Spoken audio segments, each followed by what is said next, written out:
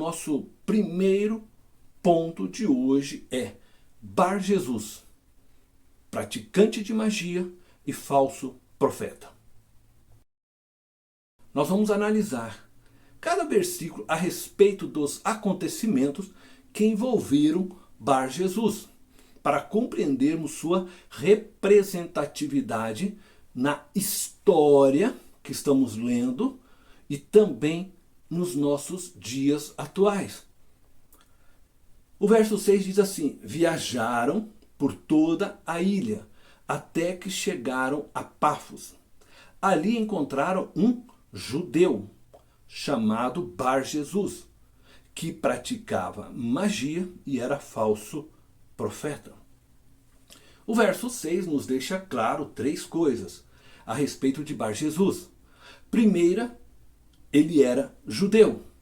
A segunda coisa, que ele praticava magia. E a terceira, que ele era um falso profeta.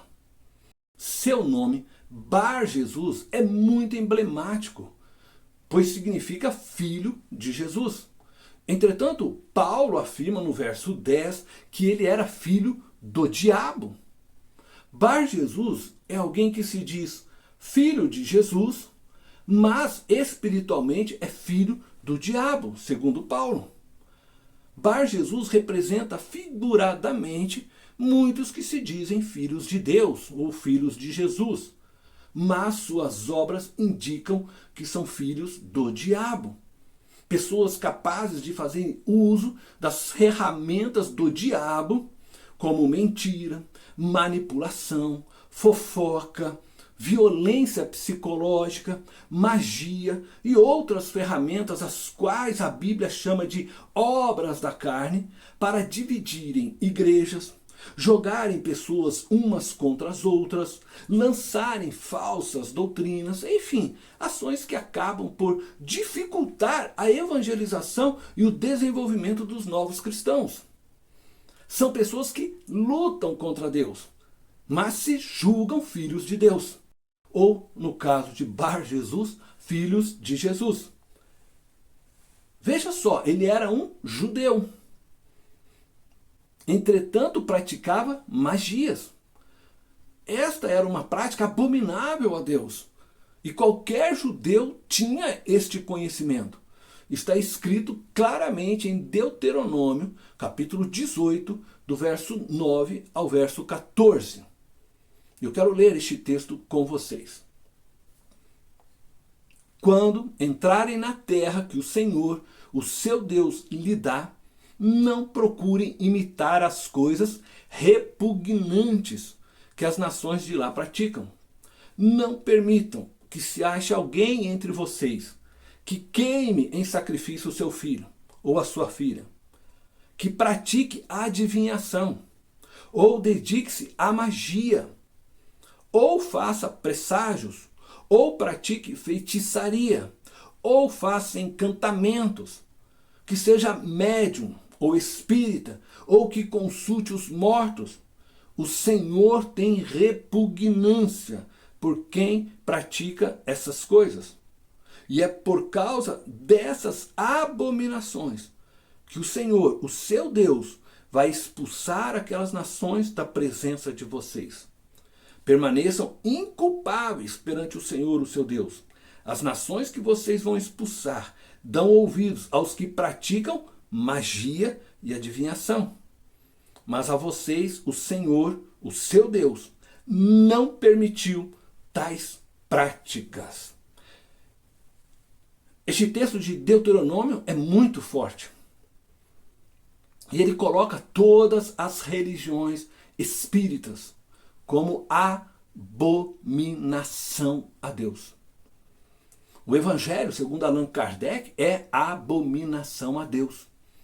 A invocação de espíritos desencarnados, de pessoas que já morreram, é abominação a Deus. Qualquer tipo de adivinhação é abominação a Deus. Toda obra de feitiçaria, de magias, são abominações a Deus. E aqueles que as praticam não entrarão no reino de Deus. Portanto, se você consulta espíritos, frequenta religiões onde se invocam espíritos, fazem obras de feitiçaria, dobre seus joelhos diante de Deus, Pai de nosso Senhor Jesus Cristo, e peça perdão a Ele por estas práticas abomináveis. Abandone cada uma destas práticas e siga Jesus Cristo como seu único Senhor e Salvador. O termo mágico citado neste texto de Atos e aqui em Deuteronômio está ligado a várias interpretações. No contexto bíblico, pode designar aqueles que interpretam sonhos, que estudam astronomia e fazem dela, guia para as suas vidas, mas também podem ser grandes ilusionistas, capazes de enganar as pessoas com seus truques e até estarem envolvidos com a feitiçaria. Nós não estamos falando daqueles mágicos de circo, ou esses que aparecem na televisão, fazendo ilusionismo. Não, nós estamos falando aqui de mágicos que praticam ilusionismo, enganando pessoas,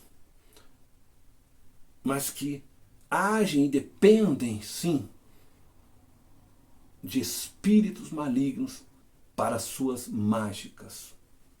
Muitos pregadores que assistimos hoje são como o Bar Jesus, grandes ilusionistas.